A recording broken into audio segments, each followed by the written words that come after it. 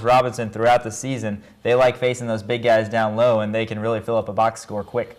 Even though KU will have the height advantage, it'll be very important for them to continue to box out. You have to do the fundamentals. You have to go out there and do what you've been taught to do and put a body on somebody. Every single time. It doesn't matter if you think that you're taller, you're going to be able to go over the top of someone without fouling them and getting that push from behind foul call.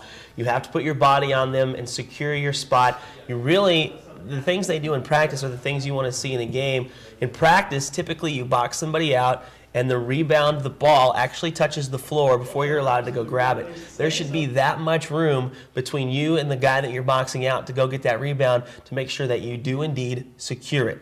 We look now to the Big 12 conference standings, and as it sits, because Mizzou beat KU back over the weekend, they have that slight edge and hold that #1 spot with the #4 seed in the nation. At 9-2, they're actually tied with Kansas, but I would venture to say hold that tiebreaker over KU because of that victory. Then third is Baylor at 8-3, which if KU continues to win out this season, will have no problem securing their 8th straight Big 12 championship. No doubt about that. And to be honest with you, Darren, I think there's more losses on the schedule for Missouri. I think they will lose at Kansas on February 25th, which I think that a lot of Lawrence fans would like to believe also. But I think they might drop 1 or 2 more. This is just a Missouri team that they work well with what they have and all those guards and the quickness and the outside shooting. But at the end of the day, those rebounds have come back to bite them in their 2 losses this season to Oklahoma State and Kansas State, both on the road. I think there's going to be a couple road tests for Missouri that they're not going to be able to handle. But as you mentioned, Darren, Kansas controls their own destiny for this Big 12 race, and I think that a couple quick losses there on the road at Iowa State and at Missouri is really going to get this team focused, and I think they're primed and poised to go for that 8th straight title. Well, you really thought so. You thought at first the Iowa State game was going to be the one that might push them over the edge and say, hey, okay, we've got to wake up now. We've really got to come to play. If teams like Iowa State, currently unranked, obviously a team that could be ranked if they would continue to win games and not drop little ones to Oklahoma State. But then you see the Missouri game and you see how close that was and how it came down kind of to the end of it, and they let that one slip away. Really, shame on me if you get me once, shame on me if you get me twice. I know I'm not using the adage exactly correctly, but the fact of the matter remains, if you don't wake up from the Iowa State game, you really have to wake up from the Missouri game, or you're not going to get another Big 12 championship this year. And I agree with that, Darren. And I think that Kansas did wake up from the Missouri game. I think for the majority of that game, 35 to 37 minutes, Kansas was the better team. They ended up shooting 54% from the field that game, and just some things went wrong late. Kansas didn't execute late. And Bill Self actually in his press conference after that game told the media that he told his team 3 things after that game, and that was number 1, Missouri is really good. Number 2, Kansas needs to figure out how to close. And number 3, Kansas is really good. So that's a good sign for Bill Self, and I think that gives these guys confidence. They've got 7 more games. I feel like Kansas should have no problem winning all of their home games. They have road tests against Kansas State and I believe Oklahoma State later in the season, as well as Texas A&M. Those are all teams that Kansas should beat if they're looking to win this Big 12, because they're playing in the Big 12 isn't easy, but those are games that you've got to win if you want to win the championship. And let's be honest, nobody knows that better than Kansas. Yeah. Mizzou, I think the big thing for them is the fact that earlier this year they got blown out by Kansas State. That's a wrong that they're going to have to correct and make right when they face them again, and that'll be on February 21st. In fact, a game before they take on KU, so they'll have a little bit of a sunflower showdown of their own when they take on both Kansas teams in Kansas and Kansas State. When we come back, we are talking women's basketball. It's right here on KUJH-TV, Jayhawk Sports Talk.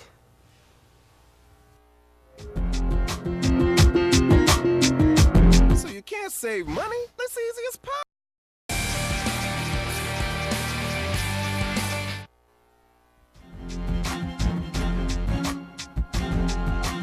Welcome back into KUJH-TV for tonight's edition of Jayhawk Sports Talk. As always, alongside Sean Kellerman, I am Daren Dunn. We move now to KU's women's basketball. Jayhawk fans seeing a bit of history last night. Angel Goodrich going off, dropping 16 dimes, 16 assists. In fact, she had a mirror image double-double, 16 points, 16 assists, as the Jayhawks improved to 17-6, 6-5 overall after an 85-61 victory over Texas. Very impressive victory for KU, and one that they needed, Darren, because they had 3 losses in a row heading into this game against formidable opponents at that. But Texas is a team that, frankly, is overmatched by this Kansas team. And you mentioned Goodrich, 16 assists. That sets an Allen Fieldhouse record for most assists in a game, men's or women's. And I tell you, to say that she had more assists than the entire Texas team is an understatement. She had 16. The entire Texas team had only 6. And KU really dominated every aspect of this game, shooting 58% from the field. Texas shot just 36%. KU got great performances from not only Goodrich, but Carolyn Davis had 18 points and also a monster double-double from Aisha Sutherland. Yeah, Aisha Sutherland playing very well, 24 points, 12 rebounds. But it was the way that she shot the ball. I feel like from about 15 and a little bit out, right around that free throw line range when you're in the regular field of play shooting field goals. She shot very well. She started off very hot, and that continued throughout the course of the game. And that's nice to see for Aisha Sutherland, because as long as she can play well, it's a nice compliment for Carolyn Davis on the inside. Oh, no doubt about that, Darren. And I think that one thing that you're always going to get from Aisha Sutherland is toughness. She is very, very big at getting rebounds. She's averaging over 9 on the season. She also can hit that mid-range jumper, as you mentioned. She loves that shot from the free throw line, and she is very smooth shooting it. But this KU team is really meshing at the right time, I feel like. Obviously, they had those losses, but Baylor and Texas A&M on the road, those are not games that many teams are going to win, or any teams for that matter. So KU, a good bounce-back victory against Texas, and we'll have to see how they go going forward. But a girl who really played well, Asia Boyd, really stepped up, 11 points on 4 of 7 shooting. Yeah, Asia Boyd, one of those other guards. It's kind of this season she's been trying to be a little bit too much like Angel Goodrich. And head coach Bonnie Hendrickson has talked to her a little bit about that. They've discussed the ways that she needs to play and how she needs to do things. In fact, Bonnie Hendrickson addressed it after the game about Asia Boyd's play. But she has enough confidence in her and I, a good relationship where she should talk to me. And it's not the first time. It was just the most recent time. And I'm honest. I have nothing to hide. Here's what you need to do. And here's what I have to see in practice every day, because I'm not going to throw you in and hope that that's what you do today. And she's been better in practice. And it's, when unfortunate for Cece, because Cece's been good. I mean, Cece's really been good for us off the bench and played with a lot of confidence. But I said to somebody today, I said, it's Asia's opportunity. And when it's knocked on the door, open it up. And she did. She did a great job today. One day she may be that Angel Goodrich type of player, but right now she needs to be Asia Boyd, and she needs to get things done the right way, and that is progress as things go along and learn from a great coach like Bonnie Hendrickson. Absolutely, and Asia Boyd, actually, Darren, is the highest recruit that Bonnie has ever brought to KU coming out of high school, so she's a girl who definitely wants to get on the court because she was so highly recruited and obviously put together a great career in high school. And, as you mentioned, trying to be a little bit too much like Angel Goodrich, she needs to settle into, as Bonnie puts it, more of a Natalie Knight type role, letting the game come to her instead of trying to force it like some of the upperclassmen need to do in certain situations. Goodrich, 16 points, 16 assists, the record. Bonnie Hendrickson talked about her after the game. I was on the baseline, and I remember watching going, and she's at the other end of the floor thinking, she's going to throw it right there. She'd throw it. I mean, just the things that she sees before anybody else sees. And when you can sit back or when you watch her on film, you can go, she's going to throw it right there. Because she sees things, a long time before most people do. And so for me, I've had the pleasure and luxury of watching this for a long, long time. So there's not much. The behind the back to the alley-oop to Aisha against somebody early in the year that might have caught me by surprise. I didn't know she had that in her. I'm not sure she saw it. But that might have been the only one I thought, oh, wow, that was, most area I've, kind of seen, I've watched her so long, but I thought her confidence from a three-point line when they cut it to 4 to go back-to-back threes, it's huge. And she's wide open. She dribbled into one, and then she hit one on a reversal, and that's what we need from her. Here's a look at your final score, 85-61. KU taking care of business in Allen Fieldhouse.